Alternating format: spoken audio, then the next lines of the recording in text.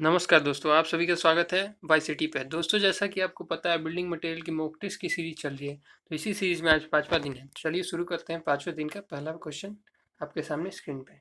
Consider the following method of preservation of timber. ठीक है, यानी प्रकाश परिरक्षण की निम्नलिखित विधियों पर विचार करें। इसमें ये पूछ रहा है दोस्तों कि करेक्ट सीक्वेंस क्या होगा। यहाँ पे लिखा हुआ है करेक्ट सीक्वेंस पूछ रहा है कि पहले क्या करते हैं और इसमें प्रिजर्वेशन के लिए क्या क्या किया जाता है। तो देखिए, हमारे सामने ऑप्शन दिए हुए हैं।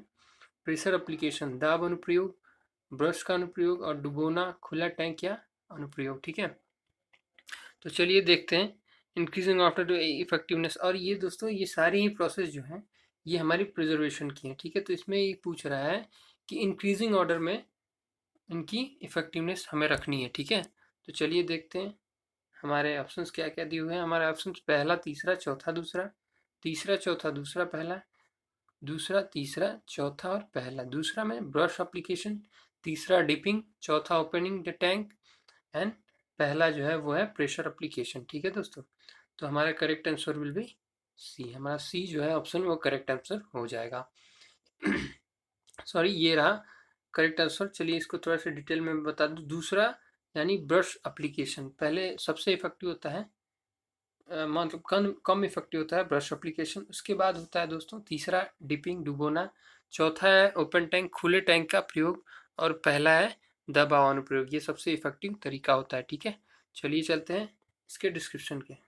आगे डिस्क्रिप्शन दिया हुआ अगले पेज पे, यहाँ देखते हैं क्या लिखा हुआ है दोस्तों। आइए देखते हैं। सही प्रलेपन को ब्रश प्रलेपन या स्प्रे प्रलेपन द्वारा सतही सरफेस पेंटिंग, ठीक है, सरफेस पेंटिंग बोल सकते हैं इसको। ब्रश प्रलेपन यानी ब्रश से या स्प्रे द्वारा किया जाता है। प्रकाश के परीक्षण की यह विधि इतनी प्रभावी नहीं होती। ठीक है, यह स्थल पर प्रकाश की कटी सतह के परीक्षण के लिए अपनाई जाती है। कास्ट के परीक्षण के लिए इसको डुबो कर रखते हैं। इससे परिरक्षी पदार्थ प्रकाश में सेप को विस्थापित करके अंदर चला जाता है। ठीक है, परंतु पूरी तरह नहीं जा पाता है। खुले टैंक में, खुले टैंक की बात कर रहा है, प्रकाश को पर्यवेक्षी के प्रवाह में रखा जाता है जिससे पर्यवेक्षी अंदर तक पहुंच जाता है। ठीक है, सैप को हटा के अंदर तक चला जाता है। यदि टैंक की सतह पर दबाव लगा दिया जाए तो यह विधि और अधिक प्रभावित हो जाती है। यानी प्रेशर से अगर हम पर्यवेक्षी डालेंगे हमारे वुड में तो वो बहुत इफेक्टिव तरीका होता है। अतः प्रभावशीलता के बढ़ते क्रम के अनुसार विकल्प सी हमारा सही होगा। ठीक है, चलिए चलते हैं नेक्स्ट क्वेश्चन। नेक्स्ट क्वेश्चन दोस्तों आपके सामने स्क्रीन पे दिया हुआ है, ये रहा 77 क्वेश्चन। नेक्स्ट चलिए देखते हैं 77 question. The radial split which are wider on the outside of the log and narrower towards the pith are known. इसमें ये कह रहा है कि लट्ठे के आरएवी पार्ट जो कि बाहर की तरफ चौड़े तथा पिथ की तरफ पतले होते हैं, क्या बोलते हैं उसे दोस्तों। आपके सामने ऑप्शन है heart shake, cup shake, star shake और रिंग कार। ठीक है, तो इसे बोलते हैं स्टार शेक। ठीक है, सी जो हमारा करेक्ट आंसर होगा। और हॉट शेक क्या होता है दोस्तों। हॉट शेक जो होता है ये हमारा, देखिए ध्यान दीजिएगा, अगर ये सेक्शन है हमारे वुड का तो बीच में पिथ होता है और इसमें एक स्टार फॉर्मेशन की तरह ऐसे पिथ में प्रॉब्लम आ जाती है। ठीक है, यानी अंदर चौड़ा और बाहर की तरफ पतला शेप में फट जाती है।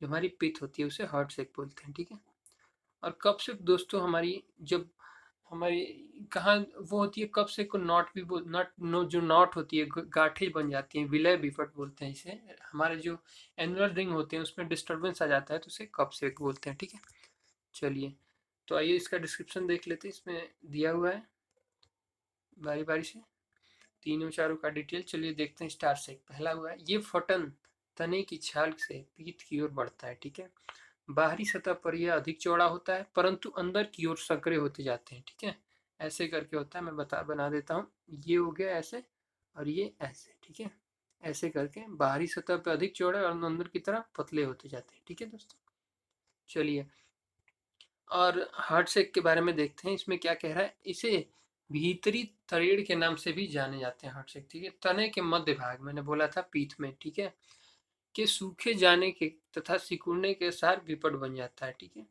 यह पीठ से रस काष्ठ की ओर मज्जा रश्मियों की दिशा में बढ़ता है। ये भी अच्छा है। और कब से एक दोस्तों देखिए, मैंने बताया था एनुलर रिंग्स वार्षिक वलयों में कुछ बिंदुओं पर एक दूसरे से अलग हो जाने पर उनका फट जाने पर यह दोष उत्पन्न हो जाता है। ठीक है, चलिए चलते हैं नेक्स्ट क्वेश्चन पे। ये अच्छा क्वेश्चन था दोस्तों, इसको आप फिर से पढ़िएगा वीडियो एक बार और चला के। चलिए चलते हैं नेक्स्ट 78 पे। The purpose of seasoning of timber is to, ठीक है। सीजनिंग का कारण क्या है दोस्तों, सीजनिंग क्यों की जाती है ये पूछ रहा है। ये ऑप्शंस आपके सामने है। Change the direction of grains, remove words, reduce moisture content, और डी ऑप्शन है इंक्रीज मॉइस्चर कंटेंट। तो ये आप लोग खुद मार लेंगे। मुझे लग रहा है ये सी ऑप्शन करेक्ट होगा, रिड्यूस मॉइस्चर कंटेंट, ठीक है। आइए देखते हैं इसका डिटेल। जो सी ऑप्शन है इसका डिटेल आपके सामने स्क्रीन पर है। ताजी कटी हुई प्रकाष्ठ के अंतः काष्ठ एवं रस काष्ठ में पर्याप्त मात्रा में नमी व सैप विद्यमान होता है। इस नमी व रस से काष्ठ को मुक्त करना प्रकाश को संशोषण यानी सीजनिंग ऑफ टेम्बर कहलाता है। यदि प्रकाश को इस नमी से मुक्त किया जाए तो इसके शीघ्र गलने, टेढ़े मेढ़े हो जाने तथा सिकुड़ने की संभावना बढ़ जाती है दोस्तों, ठीक है। ताजे कटे वृक्ष में इसके भार का 100 से 200% तक नमी व रस होता है। संश्लेषण अर्थात का अर्थ प्रकाश को पूर्ण शुष्क बनाना नहीं होता है, बल्कि प्रकाश में नमी 10 से 12% बनाए रखना होता है, ठीक है दोस्तों। इसमें ये कह रहा है सीजनिंग ऑफ टिम्बर है। सीजनिंग किसे बोलते हैं, इसमें पहले तो इसमें डिफिनीशन बताया गया है। जैसे यहाँ लिखा हुआ है कि ताजा जो हमारा पेड़ होता है, जैसे अभी हमने हरा तना काटा, ठीक है, तो उसमें उसके वेट का 100 से 200% तक रस होता है या नमी होती है, जिसे सैप बोलते हैं, ठीक है। तो उसी को संशोधित यानी सुखाने के लिए हम सीजनिंग करते हैं, लेकिन पूरी तरह नहीं सुखाते दोस्तों। उसमें वुड में हम 10 से 12% तक नमी बनाए रखते हैं, इसी प्रोसेस को सीजनिंग बोलते हैं। चलिए चलते हैं नेक्स्ट क्वेश्चन सेम। देखिए इसमें क्या पूछ रहा है। स्ट्रेंथ सीजनिंग ऑफ टिम्बर, ठीक है, इससे क्या होता है ये भी है, लेकिन ऑप्शंस अलग है, ठीक है। पहला इंक्रीजेस वेट, भार बढ़ा देता है। इम्प्रूव स्ट्रेंथ यानी स्ट्रेंथ को इम्प्रूव करता है। गिव डिस्टॉर्शन यानी विकृति हो जाती है सीजनिंग से, या सारे ऑल ऑफ देम। तो इसमें करेक्ट आंसर होगा दोस्तों इम्प्रूव स्ट्रेंथ, ठीक है। ये रहा आपके सामने इसका डिस्क्रिप्शन स्क्रीन पे। टिम्बर का संशोषण करने पर टिम्बर की सामर्थ्य बढ़ जाती है तथा भार एवं विकृति भी कम हो जाती है। सामान्य कार्य के लिए लकड़ी का जलांश 12%, अभी ऊपर वाटर कंटेंट 12% या seasoning percentage 10 to 12% of its weight रखा जाता है, ठीक है। चलिए आइए देखते हैं अगला क्वेश्चन आपके सामने स्क्रीन पे। अच्छा क्वेश्चन है दोस्तों, ये देखिए 2 बार यूपीपीएससी स्टेट इंजीनियरिंग एई में 2011 में आया हुआ है, और यूके कंबाइंड एई पेपर में 2007 में भी ये क्वेश्चन आया हुआ है, ठीक है। तो 80 देखिए स्ट्रेंथ आपके सामने स्क्रीन पे। The strength of timber is maximum in a direction, किस कहाँ ये पूछ रहा है कि टिम्बर का समर्थ अधिकतम किस दिशा में होता है, ठीक है। Parallel to grains, 45 to grains, 45 degree है, परपेंडिकुलर टू ग्रेन्स, या सेम इन ऑल डायरेक्शन। तो इसका करेक्ट आंसर क्या होगा दोस्तों। 3 सेकेंड का टाइम दिया जाता है आपको। तो इसका करेक्ट आंसर होगा ए, पैरेलल टू ग्रेन्स, ठीक है दोस्तों। चलिए अच्छा क्वेश्चन, इसको ध्यान दीजिएगा। डिस्क्रिप्शन में थोड़ा सा ये दिया है, टिम्बर की अधिकतम सामर्थ्य रेशो के समांतर दिशा में होती है, ठीक है। चलिए चलते हैं नेक्स्ट क्वेश्चन पे। नेक्स्ट क्वेश्चन आपके सामने स्क्रीन पे। Which of the following tree yield hardwood, यानी इसमें से कौन सी ट्री जो है वो हार्डवुड रखती है, ठीक है। तो होगा हमारा दोस्तों इसमें ऑप्शन दिए हुए पाइन, शीशम, चीड़ और देवदार। 3 सेकेंड का टाइम। देखिए दोस्तों अच्छा question UP PSC state engineering A 2004 और यूपी स्टेट इंजीनियरिंग ए 2008 में आया हुआ है। तो देखिए इसका करेक्ट आंसर क्या हो जाएगा। करेक्ट आंसर होगा बी, शीशम जो हमारा हार्डवुड है, ठीक है। याद रखने वाली चीज़ है। ये इसका डिस्क्रिप्शन पढ़ लेते हैं थोड़ा सा, आपके सामने स्क्रीन पर है। पाइन, चीड़ और देवदार की तुलना में सॉरी दोस्तों, शीशम के वृक्ष से हमें कठोर लकड़ी प्राप्त होती है, ठीक है। शीशम एक पतझड़ी पेड़ होता है, इसलिए इसे कठोर लकड़ी प्राप्त होती है। इसका रंग गहरा बादामी है होता है और यह भारी होती है लकड़ी, ठीक है, हैवी होती है इसकी लकड़ी बहुत ही। चलिए चलते हैं नेक्स्ट क्वेश्चन पे। हमारा अगला क्वेश्चन आपके सामने स्क्रीन पे ये दिख रहा है। Timber can be made more fire resistant, timber को फायर रेजिस्टेंस कैसे बनाया जा सकता है। देखिए यूपीपीएससी स्टेट इंजीनियरिंग एई 2003 में आया हुआ है क्वेश्चन। तो चलिए इसका ऑप्शन नेक्स्ट पेज पे देखते हैं क्या है, ठीक है। तो ये रहे आपके सामने options. Dipping and steeping process से, सर एबल प्रोसेस से, सीजनिंग से, या hot and cold open time treatment से, ठीक है। तो ऑप्शंस ये रहा है दोस्तों। 3 सेकेंड का टाइम दिया जा रहा है आपको। तो इसका ऑप्शन होगा बी, ठीक है। ये जो सरेबल्स प्रोसेस है इसकी वजह से टिम्बर को हम फायर रेजिस्टेंस बनाते हैं, ठीक है। डीपनिंग स्टीपिंग प्रोसेस ये क्या है दोस्तों, ये सीजनिंग के प्रोसेस है डीपनिंग एंड स्टीपिंग। सरेबल प्रोसेस जो है फायर रेजिस्टेंस का है, सीजनिंग तो पता ही, hot and cold open tank treatment जो होता है ये भी सीजनिंग का ही प्रोसेस होता है, ठीक है। चलिए आपका इसका डिस्क्रिप्शन देख लेते हैं थोड़ा सा। ये रहा आपके सामने स्क्रीन पर डिस्क्रिप्शन। लकड़ी को सर-एबल प्रक्रिया द्वारा अधिक प्रतिरोधी बनाया जाती है, ठीक है। संश्लेषण में लकड़ी को अधिक टिकाऊ तथा सामर्थ्यवान बनाया जाता है। तो चलिए दोस्तों ये चलते हैं अगले क्वेश्चन पे। आपके सामने ये रहा, एज पर IS code the weight of timber is specified at. इसमें ये कह रहा है कि IS कोड के एज पर IS कोड टिम्बर का वेट कैसे स्पेसिफाइड किया जाता है, ठीक है। और ये जो क्वेश्चन है Uttarakhand combined state AE paper second में 2007 में आया हुआ है। इसको दूसरे तरीके से भी पूछा है, according to relevant IS code the weight of timber is to be reckoned at the moisture content. कितने मॉइस्चर कंटेंट पे रखना चाहिए हमें, ठीक है। तो ये रहा ऑप्शन आपके सामने स्क्रीन पे। 8% मॉइस्चर कंटेंट होना चाहिए, 10% मॉइस्चर कंटेंट, 12% और हमारा 14% मॉइस्चर कंटेंट होना चाहिए, ठीक है। तो दोस्तों अभी हमने पढ़ा था सीजनिंग में मॉइस्चर कंटेंट कितना रखते हैं, 10 से 12%, लेकिन इसमें दोनों ही ऑप्शन दिए हुए हैं तो हम लेकिन 12 को करेक्ट मानते हैं क्योंकि 12 ज़्यादा एक्यूरेट होता है, ठीक है। तो ये ऑप्शन हमारा सी जो है करेक्ट आंसर होगा। देखिए आपके सामने स्क्रीन पर वही बात फिर से लिखी हुई है, संश्लेषण के दौरान लकड़ी को पूर्णतः शुष्क नहीं किया जाता, ठीक है। टोटली ड्राई नहीं करते हैं, पूर्णतः शुष्क लकड़ी पर कार्य करना कठिन हो जाएगा, ठीक है। इसलिए इसे फुली ड्राइड नहीं किया जाता है। भारतीय मानक के अनुसार लकड़ी का भार 12% वाटर कंटेंट रखा जाता है। ताजी लकड़ी में उसके भार का 100 से 200% तक नमी का रस विद्यमान होता है, ठीक है दोस्तों। ये था इसका डिस्क्रिप्शन। और हमारी जो बुक्स हैं इसमें यही प्रॉफिट है दोस्तों कि आपको बस ऑप्शंस नहीं रखे गए हैं ताकि आपको कोई बस ये ना हो कि आपने ऑप्शंस रटे हुए हैं। आपको ऑप्शन के आंसर के साथ साथ उसका डिस्क्रिप्शन भी दे दिया जाता है ताकि आपको चीज़ें समझ में आए, ना कि रट जाए, ठीक है। और जो चीज़ें समझ में आती है दोस्तों वो देर तक याद रखती हैं। और एज ए स्टूडेंट मैं भी ये जानता था पहले कि जब हम पढ़ाई करते हैं तो हमें रटने से ज़्यादा अच्छी चीज़ें समझनी चाहिए, ठीक है, ताकि वो देर तक याद रहे और एग्ज़ाम में वही चीज़ें याद भी आती हैं दोस्तों, हमारा रटा रटाया कुछ भी याद नहीं आता है। तो चलिए चलते हैं नेक्स्ट क्वेश्चन पे। आपके सामने ये रहा, not in the timber is, not मतलब गांठें होती हैं, ठीक है दोस्तों, गांठें होती हैं टिम्बर में। गांठें क्या है, defect causes by crushing fibres, split radiating from centre, speckled stain, sign of branches cut off, ठीक है। तो दोस्तों ये क्या है, इसमें ये पूछ रहा है कि जो हमारी गांठें हैं पेड़ में देखी होगी आपने, गांठें बन जाती हैं कहीं कहीं, वो क्या होती है, रेशे को कुचलने के कारण खराबी आ जाती है, केंद्र की आर्य दरें होती हैं। ये जो डिफेक्ट ऑफ काजेज फाइबर्स है दोस्तों, इसको कप सेक बोलते हैं, ठीक है। ये गांठें नहीं होती है, कप सेक होती हैं। और जो डी ऑप्शन है वो करेक्ट होगा, ठीक है। साइन ऑफ ब्रांचेस कट, जहाँ हम जैसे लॉग से कोई ब्रांच निकली हुई है, हमारा जो लट्ठा है, तना है मेन, उससे अगर कोई ब्रांच निकली उसको वहाँ से काट देंगे दोस्तों तो वहाँ पे गांठ बन जाती है, ठीक है। चलिए आइए देखते हैं डिस्क्रिप्शन आपके सामने स्क्रीन पे ये रहा, विद फिगर दिया हुआ है दोस्तों, ध्यान दीजिएगा। वृक्ष में तने से जहाँ से शाखाएं निकलती हैं, वार्षिक वलय वहीं गड़बड़ हो जाती है, ठीक है, तथा वहाँ की कास्ट काली पड़ जाती है, इसे गांठ कहते हैं। गांठ बनने से लकड़ी के रेशे की सततता भंग हो जाती है। 20 mm तक गांठ छोटी गांठ कहलाती है। ये भी अच्छा एक लाइन मिली दोस्तों, 20 mm तक की गांठ छोटी गांठ कहलाएगी, अगर उससे बड़ी है तो उसे बड़ी गांठ कहते हैं, ठीक है।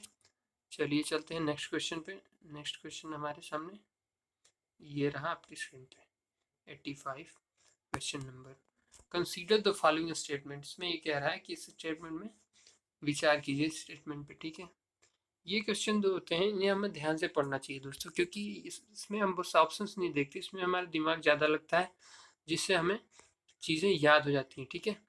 तो आइए चलते हैं क्या कह रहा है आइए चलते हैं क्या कह रहा है इस क्वेश्चन में, ठीक है। इसमें कह रहा है among the more common variation of timber namely sal, mango and देवदार।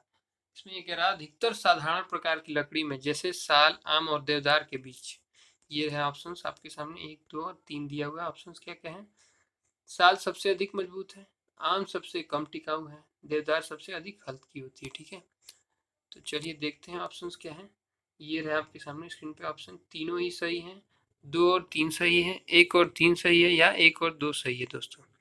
तो मुझे तो लग रहा है ये तीनों ही सही है। ठीक है, और ये सही भी है दोस्तों, क्योंकि साल सबसे ज़्यादा मजबूत होता है, आम सबसे कम टिकाऊ होता है और देवदार सबसे अधिक हल्की होती है दोस्तों। ठीक है, चलिए आइए इसका डिस्क्रिप्शन देख लेते हैं थोड़ा सा। डिस्क्रिप्शन में ये कह रहा है, शीशम, सागौन, बबूल, चीड़, देवदार, साल इत्यादि लकड़ी मजबूत होती है। ठीक है, इनकी ये सॉफ्ट वुड में अभी आती है दोस्तों। सबसे मजबूत और भारी लकड़ी शीशम की होती है, जबकि इन तीनों में साल मजबूत लकड़ी है और आम कम टिकाऊ होता है। ठीक है, शीशम की संपीड़न सामर्थ्य 90 kg पर सेंटीमीटर स्क्वायर की होती है दोस्तों। ठीक है, चलिए चलते हैं नेक्स्ट क्वेश्चन पे। 86वां क्वेश्चन आपके सामने स्क्रीन पर। The plywood has good strength along the panel only, greater impact resistance, tendency to split in plane of panel, tendency to bend easily। ठीक है, हिंदी में पढ़ देता हूँ आपके सामने ऑप्शंस। केवल पैनल के साथ अच्छी सामर्थ्य, अधिक आघात प्रतिरोध, पैनल के तल में फटने की प्रवृत्ति होती है, आसानी से मुड़ने की प्रवृत्ति होती है। ठीक है, तो इसमें करेक्ट आंसर होगा क्या दोस्तों? आपके लिए 3 सेकेंड है, आप देख लीजिए क्या होगा करेक्ट आंसर, उसके बाद मैं आपको बताता हूँ। चलिए, तो हो चुके हैं, तो correct answer will be B, greater impact resistance होती है किसमें? प्लाईवुड में। हमारी जो प्लाईवुड होती है उसमें इम्पैक्ट रेजिस्टेंस बहुत ही ज़्यादा होती है दोस्तों। देखिए, बहुत ही अच्छा क्वेश्चन है, यूकेपीएससी एई पेपर सेकेंड में 2013 में आया हुआ है। देखिए, बी जो है करेक्ट ऑप्शन, और ये रहा डिस्क्रिप्शन आपके सामने स्क्रीन पे। प्लाईवुड के कई विनियर या प्लाई को एक दूसरे के ऊपर रखकर एक सरेश से जोड़कर बनाया जाता है। 2 विनियर को इस प्रकार जोड़ा जाता है कि उनके रेशे एक दूसरे के लंबवत रहते हैं। प्लाई की संख्या हमेशा विषम रहती है। प्लाईवुड अधिक आघात प्रतिरोधक होती है, क्योंकि प्लाईवुड को सामान्यतः 70 से 140 न्यूटन पर सेंटीमीटर स्क्वायर के दाब द्वारा चिपकाया जाता है। प्लाई टीक, रोजवुड, टून, शिशु, अखरोट इत्यादि के प्रकाश से बनाया जाता है दोस्तों। ठीक है, तो ये था हमारा क्वेश्चन। चलिए चलते हैं नेक्स्ट क्वेश्चन पे। नेक्स्ट क्वेश्चन आपके सामने स्क्रीन पर दोस्तों। Age of exogenous tree can be जज फ्रॉम, बहिर्जात वृक्षों की आयु कैसे ज्ञात की जाती है? ठीक है, एक्सोजीनियस की बात कर रहा है, मेडुलरी रेज के द्वारा, एनुअल रिंग्स के द्वारा, कैम्बियम लेवर, या इनर बैक रिंग भीतरी छाल के द्वारा। तो ये तो आसान क्वेश्चन है दोस्तों। एनुलर रिंग्स, एक्सोजीनियस और एंडोजीनियस आपको पता ही होगा। ये जो इमारती लकड़ियाँ जिससे निकलती है उन्हें एक्सोजीनियस बोलते हैं, और बांस जैसी लकड़ियाँ जो बीच से खोखली होती हैं जैसे बांस है हमारा, उसे एंडोजीनियस बोलते हैं। ठीक है, चलिए चलते हैं नेक्स्ट क्वेश्चन पे। 88 क्वेश्चन, पेंट स्टार्ट हो चुका है। पेंट देखते हैं, पेंट का क्वेश्चन ये रहा आपके सामने पहला स्क्रीन पे। The paint that are most resistant to fire are, जो पेंट होता है उसको अग्नि प्रतिरोधी कौन सा पेंट होता है? सॉरी, ये रहा आपके जो है पेंट कौन सा अग्नि प्रतिरोधी होता है। ठीक है, पहला ऑप्शन इनेमल पेंट, दूसरा एल्यूमिनियम, तीसरा एस्बेस्टस, चौथा सीमेंट पेंट। तो 3 सेकंड का टाइम है दोस्तों आपके सामने, आप देख लीजिए क्या होगा, फिर मैं बताता हूँ आपको करेक्ट आंसर विद डिस्क्रिप्शन। तो दोस्तों जो हमारा बी ऑप्शन है वो करेक्ट ऑप्शन होगा। ठीक है, सॉरी बी नहीं, एस्बेस्टस पेंट। एस्बेस्टस पेंट जो होता है वो सबसे ज़्यादा फायर रेजिस्टेंस होता है। जहाँ में आग लगने का खतरा ज़्यादा रहता है वहाँ इसी पेंट को यूज़ करते हैं। ठीक है, तो ये रहा डिस्क्रिप्शन आपके सामने स्क्रीन पे। एस्बेस्टस पेंट एस्बेस्टस खनिज से बनाया जाता है। ठीक है, यह ढालू छतों, चादर, परनालों आदि पर पानी का टपकना बंद करने तथा संक्षारण रोकने के लिए भी उपयोग किया जाता है। यह एक अग्निशक पेंट है। देखिए, इस मल्टीपर्पज है दोस्तों, इसका काम हम पानी रोकने के लिए भी या वाटर प्रूफिंग में भी करते हैं एस्बेस्टस पेंट का। ठीक है, एनिमल पेंट देखते हैं क्या कह रहा है। धातुओं के ऑक्साइड जैसे सफ़ेद जस्ते और सफ़ेद शीशे, white lead and white zinc में पेट्रोलियम स्प्रिट व रेजिन पदार्थ मिलाकर बनाया जाता है क्या? Animal paint. एल्यूमिनियम पेंट के बारे में देख लेते हैं। एल्यूमिनियम के पाउडर को स्प्रिट वार्निश अथवा तेल वार्निश के साथ मिलाया जाता है। ठीक है, फिर एल्यूमिनियम पेंट बनता है। सीमेंट पेंट पोर्टलैंड सीमेंट को आधार बनाकर उसमें उपयुक्त रंग, वर्णक, त्वरक तथा पूरक पदार्थ मिलाकर पेंट बनाया जाता है। चलिए दोस्तों चलते हैं नेक्स्ट क्वेश्चन पे। नेक्स्ट क्वेश्चन आपके सामने स्क्रीन पे ये रहा है। ये रहा आपके सामने next question. Paint with white lead base are suitable for painting of, जो पेंट होता है वाइट लेड बेस के साथ किसके लिए सूटेबल होता है, किसकी पेंटिंग के लिए सूटेबल होता है दोस्तों? तो हमेशा याद रखिएगा, जो पेंट होता है वाइट लेड, ठीक है, suitable for painting of iron work, ठीक है। लेड जो बेस होता है वाइट लेड बेस, वो आयरन के लिए यूज़ किया जाता है, ठीक है। चलिए, सॉरी, वुड वर्क के लिए यूज करते हैं, ये मिस्टेक हो गई। जो वुड वर्क है यानी लकड़ी में वाइट लेड है, तो हमेशा याद रखिएगा उसको लकड़ी में यूज करते हैं। और रेड लेड और जो जिंक होता है उसको हम हमेशा आयरन वर्क पे यूज करते हैं दोस्तों, ठीक है। तो correct answer will B A, would work हमारा करेक्ट आंसर होगा। और आयरन के लिए रेड लेड यूज होता है, ठीक है, ध्यान देने की वाली बात है। देखिए मैं भी कंफ्यूज हो गया, यही कंफ्यूजन होता है दोस्तों, पेपर में आप अगर बैठे हुए हैं तो आपको ऑप्शंस देख के हमेशा कंफ्यूजन हो जाती है अगर आपकी कॉन्सेप्ट क्लियर नहीं है, ठीक है। तो वाइट जो लेड होगा हमेशा याद रखिएगा, सफ़ेद लेड लकड़ी के लिए और रेड लेड आयरन के लिए होता है, ठीक है। चलिए चलते हैं, इसके डिस्क्रिप्शन देख लेते हैं इस क्वेश्चन का। सफ़ेद सीसा पेंट के आधार के रूप में प्रयोग किया जाता है, ठीक है, जो लकड़ी की सतह पर पेंट करने में प्रयोग किया जाता है। जब सिंदूर लोहे की तरह सतह पर पेंट करने में प्रयोग किया जाता है। जिंक ऑक्साइड, लौह ऑक्साइड, लिकोथोन, स्वेट, टाइटेनियम, एल्यूमिनियम चूर्ण इत्यादि पेंट के आधार के रूप में प्रयोग किया जाता है, ठीक है दोस्तों। देखिए यहाँ कह रहा है, यहाँ ये रेड लेड की बात कर रहा है, लोहे की सतह पर पेंट करने के लिए प्रयोग किया जाता है। देखिए zinc oxide, red iron oxide, ये चीज़ें हमारी मेटल के लिए होती हैं, और जो वाइट लेड होता है वो हमेशा लकड़ी के लिए यूज करते हैं, ठीक है दोस्तों। चलिए आइए चलते हैं नेक्स्ट क्वेश्चन पे। नेक्स्ट 90वां क्वेश्चन आपके सामने स्क्रीन पे। ड्यूक्यू पेंट क्या है? अच्छा क्वेश्चन है, अलग भी है। ये देखिए, यूके उत्तराखंड कंबाइंड ए पेपर सेकंड 2012 में पूछा गया है, ठीक है दोस्तों। यूके लिखा हुआ है, उत्तराखंड कंबाइंड ए पेपर सेकंड में। तो देखिए आपके सामने स्क्रीन पर ऑप्शन दिए हुए हैं, water paint, cellulose paint, bituminous paint and oil paint. तो क्या होगा दोस्तों करेक्ट आंसर? इसका होगा ड्यूको। जो पेंट है, याद रखने वाली चीज़ है, सेलुलोज पेंट होता है, ठीक है। पेंट दोस्तों बिल्डिंग मटेरियल का अकॉर्डिंग टू मी पेंट जो होता है सबसे टफ चैप्टर होता है, तो इस पर ध्यान देंगे और इसके क्वेश्चंस आपको रट जाने चाहिए।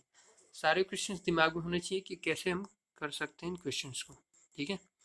चलिए, और बहुत ही मजबूत विषय है दोस्तों, कह सकते हैं जो पेंट है, ठीक है। अगर दो क्वेश्चंस भी आ गए तो आपको कन्फ्यूजन में डाल सकते हैं, इसलिए इसके क्वेश्चंस भी ज़्यादा नहीं है, आप सारे क्वेश्चंस आसानी से याद भी कर सकते हैं, ठीक है। डोको पेंट इज सेलुलोज पेंट। इसकी डिटेलिंग पढ़ लेते हैं थोड़ी सी आपके सामने स्क्रीन पे। ड्यूको पेंट को सेलुलोज पेंट कहते हैं। मेथाइल या इथाइल सेलुलोज को पेट्रोल एवं अन्य तरलक के घोलकर तथा सुघट्यकारी पदार्थ मिलाकर यह पेंट बनाया जाता है, जो वायुयानों, मोटर गाड़ियों एवं अन्य मूल्यवान वस्तुओं पर पेंट के रूप में प्रयोग किया जाता है, ठीक है। आइए चलते हैं नेक्स्ट क्वेश्चन पे। ये रहा आपके सामने स्क्रीन पे नेक्स्ट क्वेश्चन पेंट का। सॉरी दोस्तों, ये रहा आपके सामने स्क्रीन पे। Vehicle used in case of enamel paint, ठीक है। तो इसमें कह रहा है कि जो इनेमल पेंट के केस में व्हीकल यूज किया जाता है उसे क्या बोलते हैं, कौन सा व्हीकल यूज किया जाता है इनेमल पेंट के केस में, ठीक है। व्हीकल बोलते हैं। और केरोसिन ऑप्शन दिया हुआ है, kerosene, varnish, water and none of these, ठीक है। तो इसमें कौन सा करेक्ट ऑप्शन होगा, ये आपको 3 सेकंड का टाइम दिया जा रहा है, आप सोच लीजिए, उसके बाद मैं आपको बताता हूँ, क्योंकि ये बहुत इंपॉर्टेंट चैप्टर होता है दोस्तों। पेंट जो है बहुत टफ भी होता है और बहुत अच्छे क्वेश्चंस भी आ जाते हैं इससे। देखिए ये क्वेश्चन 2 बार आया हुआ है, यूपीपीएससी स्टेट इंजीनियरिंग एई में 2003 में, और यूपीपीएससी स्टेट इंजीनियरिंग एई 2007 में। तो चलिए दोस्तों मैं बता देता हूँ आपका करेंट आंसर क्या, करेक्ट आंसर होगा इसका बी, वार्निश जो होता है दोस्तों, ये इनेमल पेंट का व्हीकल होता है। तो ये याद रखने वाली चीज़ है, आप हमेशा इसको याद रखेंगे। जो व्हीकल पेंट है, सॉरी व्हीकल जो होता है एनिमल पेंट का, वो वार्निश होता है, ठीक है। आइए थोड़ा सा डिस्क्रिप्शन छोटा सा। इनेमल पेंट की स्थिति में वाहक के रूप में वार्निश का प्रयोग किया जाता है। इनेमल पेंट बहुत ही टिकाऊ और मजबूत पेंट है, ठीक है। आइए देखते हैं दोस्तों, normally 92 question. Normally the mastic asphalt use in, किसके लिए यूज किया जाता है दोस्तों मास्टिक एसफॉल्ट? ये आपके सामने ऑप्शन दिए हुए हैं, fire proofing, sound insulation and water proofing, none of these. तो इसका करेक्ट आंसर हो जाएगा सी, सॉरी ये है सी होगा, वाटर प्रूफिंग के लिए मास्टिक एसफॉल्ट यूज़ किया जाता है। तो ये रहा, आइए डिस्क्रिप्शन देख लेते हैं थोड़ा सा इसका। ये रहा आपके सामने स्क्रीन पे डिस्क्रिप्शन। सीलन प्रवेश करने को रोकने के लिए जलरोधी पदार्थों का उपयोग किया जाता है। मुख्यतः जलरोधी पदार्थ निम्न है। ये रहे हमारे वाटर प्रूफिंग मटेरियल: सीमेंट मसाला, सीमेंट कंक्रीट, पक्की टेरिकोटा ब्लॉक इत्यादि, बिटुमिन, कोल टार्क और मास्टिक एस्फाल्ट। देखिए यहाँ दिया हुआ है, तो मास्टिक एस्फाल्ट हमारा क्या है, वाटर प्रूफिंग मटेरियल है। प्लास्टिक व पॉलीथीन की चादरें भी यूज की जाती है। धातु की चादरें व सीटें भी हमारी जो है वाटर प्रूफिंग के लिए यूज की जाती हैं। ठीक है, चलिए देखते हैं। ये रहा आज का लास्ट क्वेश्चन है आपके सामने स्क्रीन पर। तो इसमें ये कह रहा है specific gravity of bitumen is क्या होता है दोस्तों, 1.09। बहुत इंपॉर्टेंट क्वेश्चन है दोस्तों, यूपीपीएससी स्टेट इंजीनियरिंग एई में 2004 में आया भी हुआ है। और ये अच्छा क्वेश्चन आपको याद रखना भी चाहिए। नॉर्मली आपको कहीं इंटरव्यू में भी ये क्वेश्चन पूछा जाता सकता है कि विटामिन का स्पेसिफिक ग्रेविटी क्या होती है। ठीक है, ठीक दोस्तों, स्लाइटली अबव देन 1 होती है, 1.09 होता है, जबकि टार वो का स्पेसिफिक ग्रेविटी 1.1 टू 1.25 होती है। ठीक है दोस्तों, आज के लिए बस इतना ही। प्लीज़ अगर आपको वीडियो अच्छी लगी तो शेयर और सब्सक्राइब जरूर करें। अगर दोस्तों आपको हमारी बुक्स की पीडीएफ्स चाहिए तो आप किंडल ऐप पे अमेजन ऐप पे किंडल स्टोर से डाउनलोड कर सकते हैं। ठीक है, वहाँ पे पेबल है, लेकिन आपको वहाँ पे एक डेमो बुक भी मिल सकती है। ठीक है, और अगर आपको बुक ऑनलाइन ऑर्डर करनी है तो हमारे जो ये चैनल है इसके अंदर आपको दिया हुआ है डिस्क्रिप्शन, और कॉन्टैक्ट नंबर भी दिया हुआ है, तो प्लीज़ वहाँ से जाइए और बुक्स बोरो कीजिए। ठीक है, thank you so much for watching my video, thank you so much for subscribing my channel.